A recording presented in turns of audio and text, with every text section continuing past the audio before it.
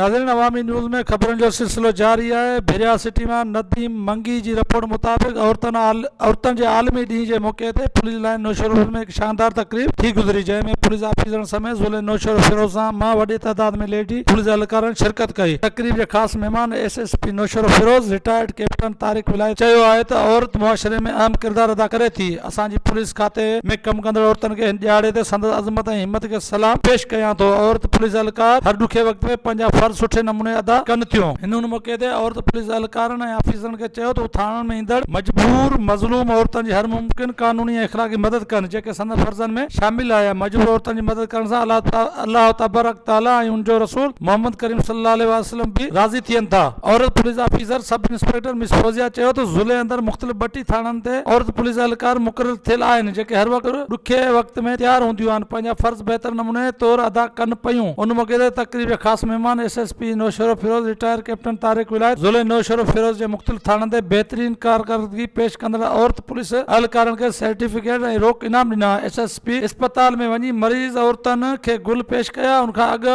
औरतुनि पुलिस एहलकारनि जी patrolling show पिणु करायो वियो। वधीक ख़बरनि ऐं तफ़सील लाइ विज़िट कयो अवामी news Facebook page, YouTube page ऐं अवामी न्यूज़ वेबसाइट।